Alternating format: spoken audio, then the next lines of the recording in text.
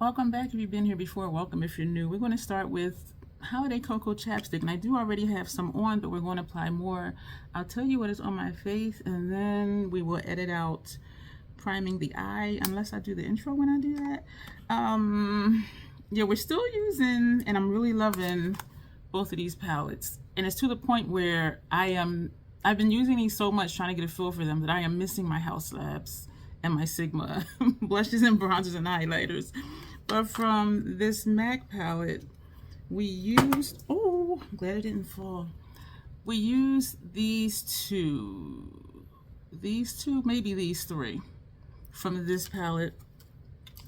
And that was for under eye and right here, because I wanted to compare that tan shade to this one for this area, and they are completely different shades. And for contour, bronzer, highlighter, and blush, we use this Makeup Forever palette. And so we use these two today, and for blush we use this one, so it is like very light, and we use this one for a highlighter, and it is glowing. It is glowing. And then we set the face with Fashion Fair. No, we put excuse me, y'all, we put foundation on before we went in with the cream products, and then we set the face with Fashion Fair Set It Loose Truly Tawny powder. We used something else out of here. Yeah, we used this one for contour because I wanted to see if it was going to just show up and still just be a little bit lighter than how these two were the other day. Because when I turn, and you can still see it now, where it is like a stark contrast between my face and my neck, which doesn't usually bother me, but I'm just trying to get stuff even. And so brows are the Fenty, of course. For inner rims, I forgot what I put on inner rims.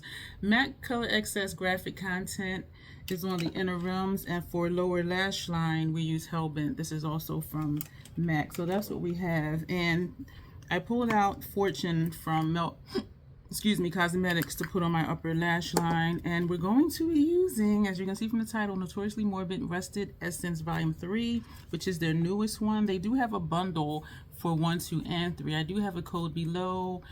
You will get 15% off of any of your Notoriously Morbid purchases, and it is affiliated code, so thank you for using it, but just know it's going to take you a while to get it.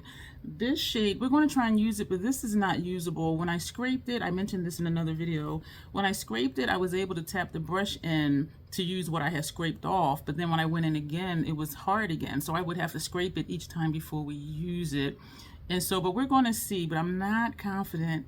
And if this still is not going to show up, and it is like very, very, very hard, then we just won't use it. And so my plan is, let me hold it this way. My plan is, do I want to show these before I use them?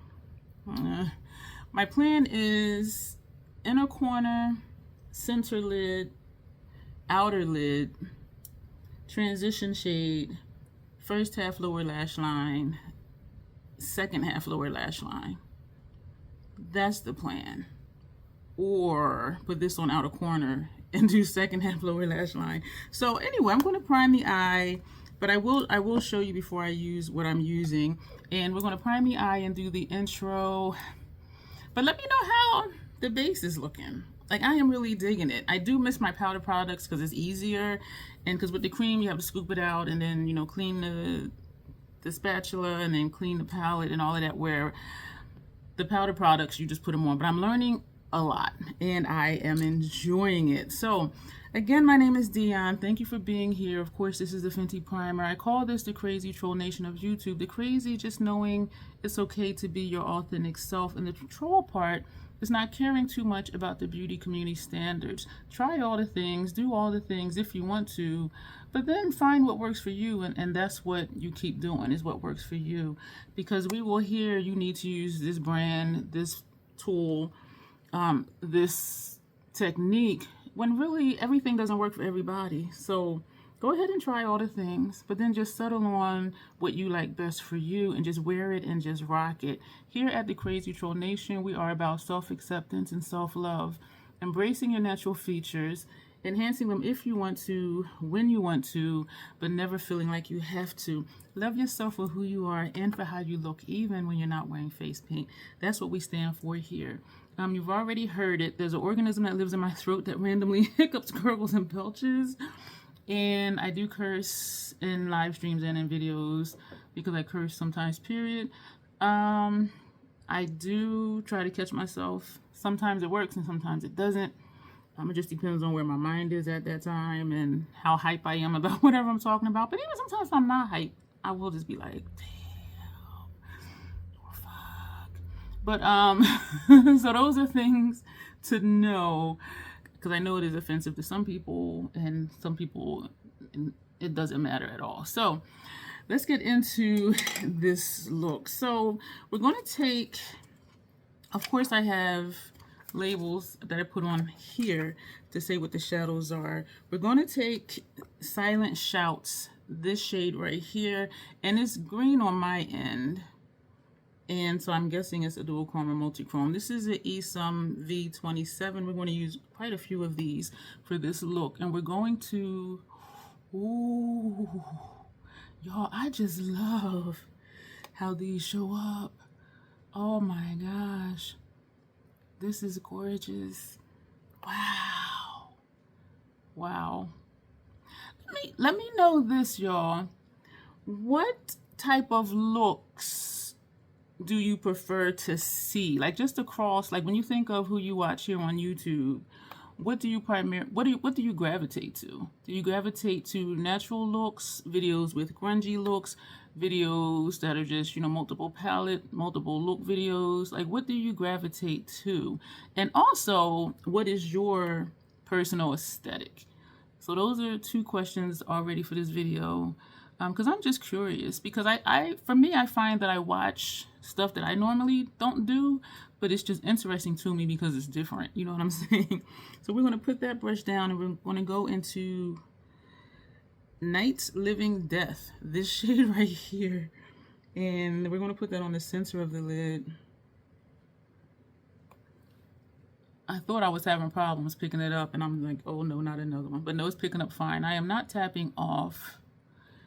I do find I'm needing to wiggle my brush in it though, and that's a little disturbing to me because that's how I was doing with this one, and it still just was not coming up. But when I did the swatch party, this one, everything swatched fine except just that one. So these are these 2. So it is looking like an ethereal type look so far. And so I like how they blend together. We are overlapping. This is interesting. And it is Rusted Essence 3. I do think I'm having trouble picking this up. Uh-oh. Oh, man. Because I'm having to go back and forth more than I thought I would. And even looking in it, you see where it's shiny right there? Yeah, that's where it's hard. So I am actually going back and forth, and it is picking up when I go back and forth. Oh my gosh, don't tell me. Yeah, and I am having to wiggle it. And so where it's shiny is where it's hard in this pan. But it is picking up though, so I am happy about that. I just know I'll need to use like this type of brush versus like the Hourglass number 3. And so this is what we have so far. We're going to overlap the first shade. I do like this look. I do like this look. I'm still thinking I want to do another declutter, y'all. And I think because my focus have shifted from like me to potential clients and trying these cream products to get a feel for them. And I have realized now we're going to take this shade here, which is Endless Winter.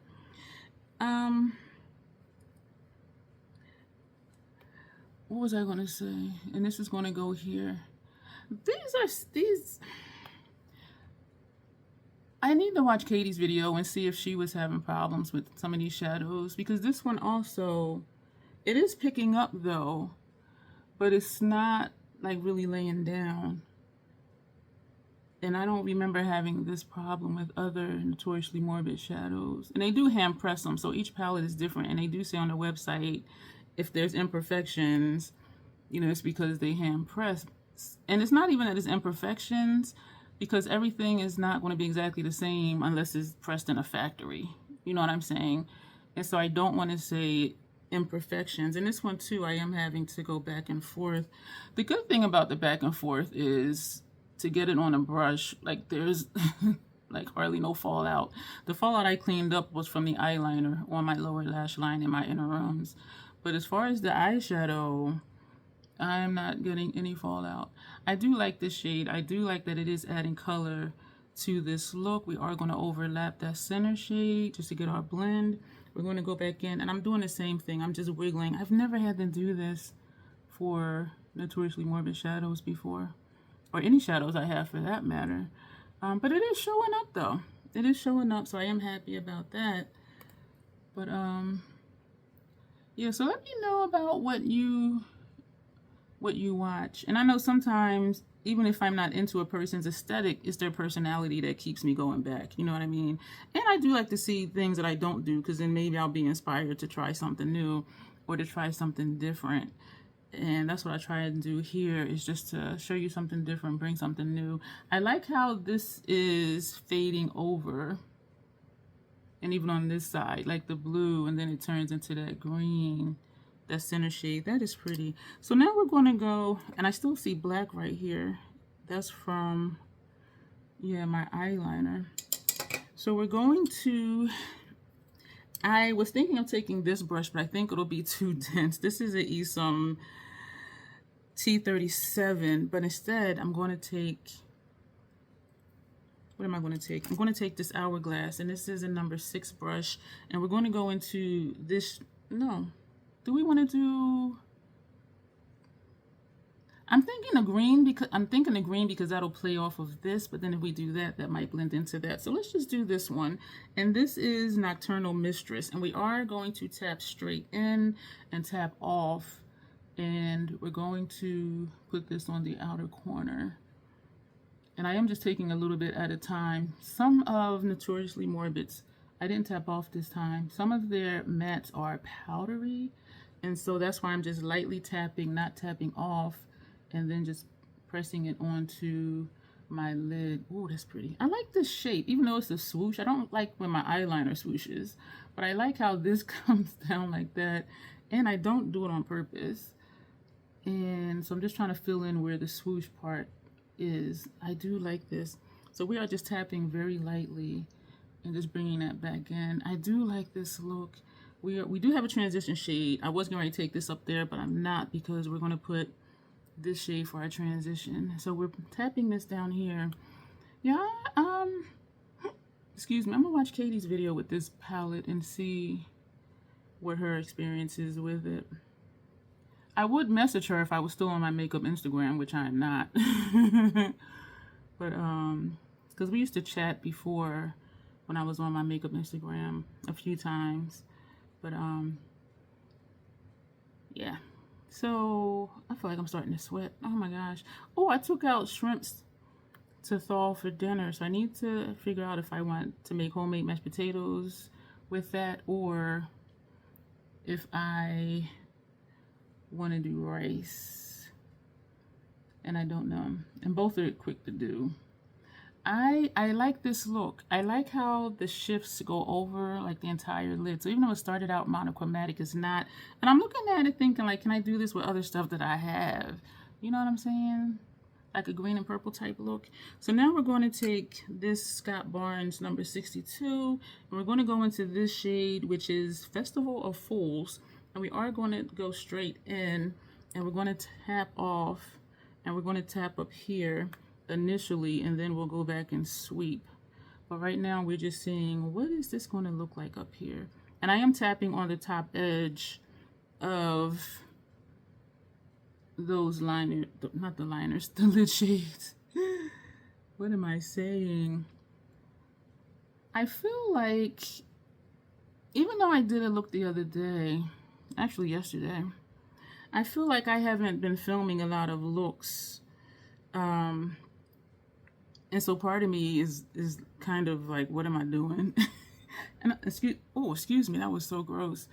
And so I've heard other people say too, like if they haven't filmed in a few days, you know, they come on to film and they just feel kind of out of sorts.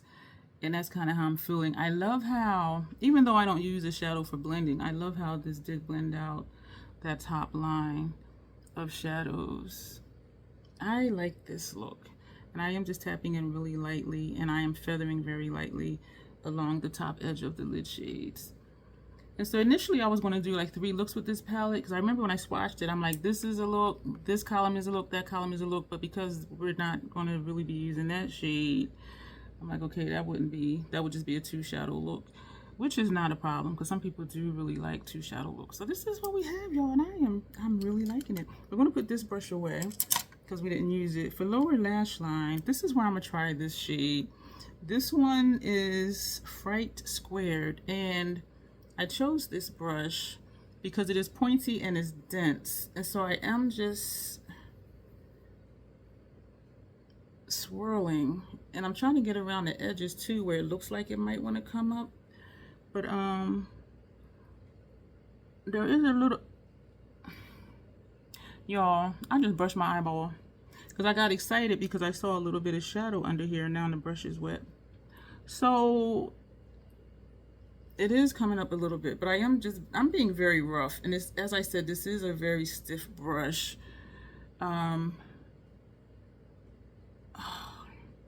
Yeah, I don't think I'm gonna use this often. Like, I would have to be in the mood to just keep messing with it, and I'm starting to sweat. Yeah, so that's unfortunate, and it is showing up though, but it's taking a lot. It's taking a lot for me to get it up. But at least I know with this brush I can get it and not have to scrape it. But it may be because I scraped it so much before, but it's definitely very hard pressed. So it is there because it covered up that dark green. So now we're going to do what we were going to do. We're going to take this shade for the center of the lid. Or I think we're going to take this shade for the center of the lid. And this shade here is Souls on Fire. And then we will just have these 2 to use, to have used every, I don't know why I'm doing that. I could be looking at using a mirror that's in the palette. I am so weird. So we're going to put that in the center. And it does kind of blend in with the shade we just put down. This one is a dual chrome. It would show up more on the lid versus on the lower lash line and over that dark eyeliner pencil. This is cute. I be saying stuff like I'm not doing it. I really do like this look though. And it's not messy. It's not messy. Now we're going to take a clean one. These are the Fenty 220s. I do know that one by heart now. I'm wondering if that'll probably be too light, so we're not going to do that one. We use this. We're going to use this one. This shade here is The Dream is Dead. So let's see, is the dream dead? Nope, the dream is very much alive. Oh, that's pretty. I be making myself laugh. I'm gonna have to learn how to get my emotions in check, like when I work on clients, and be like, oh, that's nice. I have to learn how to just be professional, I guess is the word. So yeah, we're just going to bring this up here, which is not going to stay connected because my eyes tear. I do think Fortune would be a good choice for up top because that'll tie in with this green right here. And I'm thinking to use Dark Forest for a green for my lips. So the only shadow we did not use was this one. And like, do I want to take that and just put under my brow bone? Yeah, we're going to take this, and this shade is Glacier Abode. And this is a very thin brush. This is an Esom V09. And I like this because it allows me to just go right here because it is so thin. And I'm turning it over. So we're putting that right where the arch would be if I had one. So you can see that little bit of shine. Oh, that's pretty. I crack myself up when I be doing that. Oh my gosh. And so I just turn the brush over, and we're just doing from here to like right here. So just the center part. So we've used all 9 shades, surprisingly, because I really didn't think this one was going to show up. But so it's kind of there, not there. This shade we just put for our brow bone. And we're going to go back with this brush and just brush over. This is the brush that we use for our transition shade. So this is a very easy palette to use, as you see, except having to wiggle some of the brushes in for some of the shades, and I'm not upset about that. I mean, it did show up. So we're going to put on this liner, but then I'm thinking, do I want to use the green from Inglot, because it is more green, whereas Fortune is green, but it leans kind of black. We'll use Fortune, only because it'll tie in because of how dark this is. So we're going to do that. We're going to put on the Beyond mascara from City Beauty, which I am loving, by the way, and we're going to put on Dark Forest lip color, and then we'll be back and everything will be done. This is what we have. We did put on Dark Forest for mascara. We didn't use the Beyond mascara. We used Lashy Doll from Lancome, and it's been confirmed. I am really loving this one a lot more, but this does do what it's supposed to do though. But this is the look that we have. Let's do pictures really quick.